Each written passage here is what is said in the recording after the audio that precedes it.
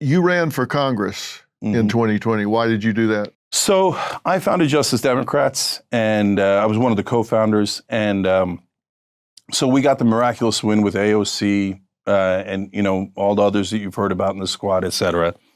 And they were supposed to do economic populism and anti-corruption.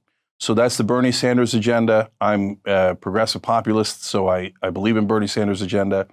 But part and parcel of that is you got to go and challenge your colleagues. Because if you don't challenge your colleagues, you will not be able to get money out of politics. And if you don't get money out of politics, you're not going to win on any of these issues. You're not getting it. The cancer is corruption, right? So as I get frustrated with Israel getting all this money, why? Because of AIPAC. But you think AIPAC's the only lobby? No way. Healthcare, the drug companies spend 4 times as much. Oil companies, bank companies. It's an open auction. The Saudis, the United Arab Emirates, everybody's buying American politicians. It's a great return on investment. Unfortunately, that was really hard to do. So they wound up doing culture wars and identity politics. And I don't like it. So that's not, in my opinion, and everybody's got a different opinion, everybody's got a different view on it. But my view as one of the co-founders was economic populism, and you got to get out the corruption. So since they didn't do it, then I thought, I'm so desperate, I'll try. Because I think media is better. I think media is more important. But at that time, if I had gotten into Congress, I would have had a bigger mic, and I would have used it to call out both Republicans and Democrats and say, here's how much they get. Well, I remember one bill, we're talking about negotiating drug prices, right? Why can't we negotiate drug prices? I can negotiate, like, hey, I don't like that pair of jeans costs too much, that one costs the right amount. You know, I can buy it at whatever price I want. Right. With drugs, they say, no, you're not allowed to. You have to pay what this company says. That's outrageous. It's the most anti-capitalist, anti-free market thing I've ever heard. So they get into a debate about it. There's a Democratic woman in Florida. She's taking $840,000 from the drug companies. Put up a giant slide. Why is she voting against this bill that has like 90% popularity? Here's why. Because she took $840,000 in legalized bribes. And so they weren't willing to do it. So that's why I thought I'll try. Well, that's clearly conflict of interest, right? It's corporate capture of the regulatory agencies and the people voting on the policies that govern these big pharmas. How has that happened? Why is that going on? You said it's legalized bribery. We've got agencies that are supposedly, directly or indirectly, regulating the pharmaceutical companies on whether a drug gets passed and put on the market or not. And if it gets passed, there are people in this chain of approval that get paid if it gets approved and not if it doesn't. And they get paid in perpetuity. They get paid for life. And when they die, it passes on to their children. When they die, it passes on to their children. That, to me, is the most blatant conflict of interest that you could imagine. If that happened in any other setting, it would clearly be payola. It would clearly be a bribe. It would be against the law, but it's legalized here. How is that happening? So that's exactly what I wrote about in Justice is Coming. So in 1976 and 78, the Supreme Court passes two decisions, Buckley v. Vallejo and Bilotti, and they changed the entire tenor of the country and our government and our politics. And that's actually where we lost democracy, and we haven't had it since. And so what they say is now a corporation contributing to a politician is fine now. It's just freedom of speech. That ain't speech, it's money. So Congressman Jamie Raskin made a good point about this once. Even before he was in Congress, he was testifying. He's a constitutional law expert. He said, if that's true, if I go to a prostitute and I pay her, I'm just talking to her. Okay, so you can't punish me. I'm just talking to her because you just said money is speech. It's absurd. Money isn't speech, it's a bribe. And so all these folks are getting bribed left and right. And what drives me crazy is that mainstream media never calls it a bribe. And they all pretend that the politicians are honorable gentlemen and that they had a real debate. They haven't had a real debate in decades. They just having a competition of who's going to pay me more.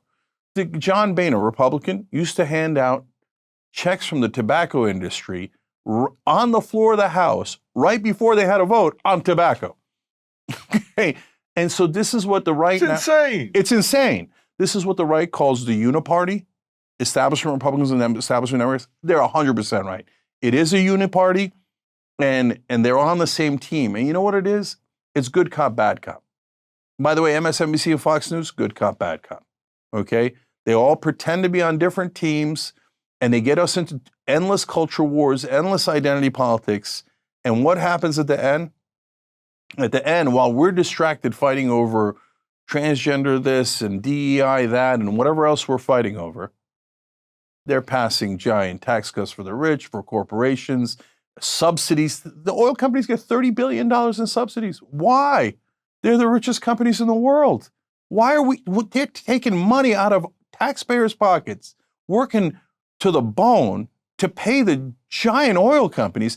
Listen, you want to drill, baby, drill. Okay, I get it. We could have a debate about that, okay? But this isn't about that. This is why do they need our subsidies? They don't need extra money. And it's all because the Supreme Court basically legalized bribery back in 1978, well before Citizens United. And what I write in chapter 4 is about how the Democratic Party got captured by corporations and started serving them just as much as the Republicans did. And that's how we got to the uniparty. The book he's referring to, I mentioned it earlier. He didn't even ask me to bring this up, by the way, and he certainly didn't ask me to hold it up and talk about it. It's Justice is Coming. I've read it. You should read it. There are some really good points in here. Now, you may disagree with them, but I'll tell you what, they're researched and there's data to back his position. Now, you may look at it and say, well, I disagree with his conclusion, but you won't disagree with his data because the homework is done. And when he cites a case, it's the right case. And when he says what it says, that's what it says. Now, you might disagree with how you interpret it or what impact it had, but you can damn well bet it's correct and it's accurate. And that's why I say that's why I went on the show when I did. And that's why I'm happy to have him here and talk about these things. You may disagree with certain things, but you won't disagree with the facts. And I happen to 100% agree with you about this corporate capture that has just, it's a scam. I mean, it's a whole scam. We pretend that it's just business as usual. It has become business as usual, but it's not really business. It's people lining their own pockets at our expense. Now, you wrote a message to Elon Musk on X on November 17th of 2024 on how to cut the budget. What was your plan? So they say they want to cut the budget, and I said, great, there's tons of things to cut. We just talked about those oil subsidies. I'd cut those in a second, save everybody $30 billion right out of the gate, right? So I'm looking for the things we agree on. Because when we get to things we disagree on, all right, then we're in a food fight, right? But I thought that the right wing might want to cut the Pentagon. Now that's, if you're on the left, you don't believe that. You think, no way the right wing wants to cut the Pentagon. But I thought, now I've gone on a lot of shows. I went and did this, almost appointed myself the ambassador to MAGA, right, from the left wing's ambassador to MAGA. A lot of people don't agree that I should have appointed myself or that that's true. But what I discovered is, oh my God, we do agree on a lot of things. We're dead set against corruption. We're anti-war. And in a lot of ways, we value and treasure America in similar ways. And so one of the things is I got this thing of, I think they might realize that the Pentagon is loaded with pork and that the military industrial complex is actually robbing us blind. So I suggest that to Elon. I said, look, if you're going to do Doge, you're going to try to, you said you want to cut $2 trillion. I'll take $200 billion off the Pentagon. You're 10% of the way there. I'll take $400 billion. They can't find $400 billion every year. They can't pass an audit. You're 20% of the way home. And this is something that I think people jump to conclusions sometimes when they hear something like, cut the Pentagon, cut defense. You're saying you would actually be able to cut $200 billion, $400 billion, and not weaken our defense 1%. Because this is just all pork. This is just all waste. Has nothing to do with how many tanks, how many jet fighters, how many missiles, how many guns, how much actual defense we have. You're just talking about cutting stuff that has nothing to do with our ability to defend the United States of America. 100%. So I remember during the Iraq War, everybody put the yellow ribbon, support the troops. So I was like, wait, is all this money that we're going to send for the Iraq War really going to the troops? So I did a little bit of research. And at the time, incoming service members were getting paid $19,000 a year. I said, where's the support for the troops? Oh my God, almost none of this is going to the troops. It's going to Raytheon, Lockheed Martin, Boeing, et cetera. And then recently there was a story out about Boeing was charging us like $800 or $8,000 for a soap dispenser. I mean, you remember the story of the golden toilet bowl and all this stuff, right? So because they use the gimmick of support the troops, national security, to get you to stop asking questions. They can't pass an audit. They haven't passed an audit for almost a decade. You ask them, hey guys, all right, we gave you $800 billion some odd dollars. Where's the money? They're like, oh, $400 billion of it, we don't know where it is. Okay, good, then you don't need it. If you can't tell me where it is, then you obviously don't need it. If you can't find it, then it wasn't critical. Yeah. Like, because the other money, they could say, oh, it went to the aircraft carrier, it went to the submarine, it went to the troops. Okay, great, no problem. Where's the other 400? Oh, no, don't tell me you can't find it. No way. See, this is why you and I need to talk. Because if I sit over here and say, all right, somebody comes along and said, yeah, I was listening to this Cenk. He's saying, cut all this money from the Pentagon. And they go, oh, yeah, okay. Then here's this lefty, and he's wanting to cut defense. That's not what you're saying. No. You're not saying reduce one missile. You're not saying reduce our strength and therefore make us vulnerable and less able to maintain peace through strength. You're saying just quit wasting money. Let's go in there and at least cut the money. They can't even tell you where it went. Yeah. And if it went to lobbyists, what they're paying off people, whatever, let's get rid of that. Let's just make sure the money they're spending is going to actual defense, is going to weaponry, is going to missile detection, is going to pay soldiers, is going to body armament, is going to something we actually need. Absolutely. We wasted bare minimum, $2 trillion in Iraq. How many families could we feed? How much better could our education system be? Could we have paid family leave so moms get 12 weeks off after they have a baby? We could do all of these things if we didn't waste $2 trillion in Iraq. And what did we get out of it? I don't know what we got out of it. I don't know that we got a single thing out of it. And so, but it isn't about cutting defense to make us weaker. It's to get it lean, mean fighting machine so that we make it ourselves stronger. It's exactly what Dwight Eisenhower said as he was leaving office. He said, beware of the military-industrial complex, and for every dollar we spend in that direction, it's a dollar that we're not spending on bread and butter and our children and our education. And he was 100%, he was a Republican president, won World War II, and he was 100% right. And as long, and Dr. Phil, you said it before, the problem that's larger than defense or oil or any of these things is, are we allowed to ask questions? Don't tell me national security, you're not allowed to ask questions. No. It's our national security. We are allowed to ask questions, okay?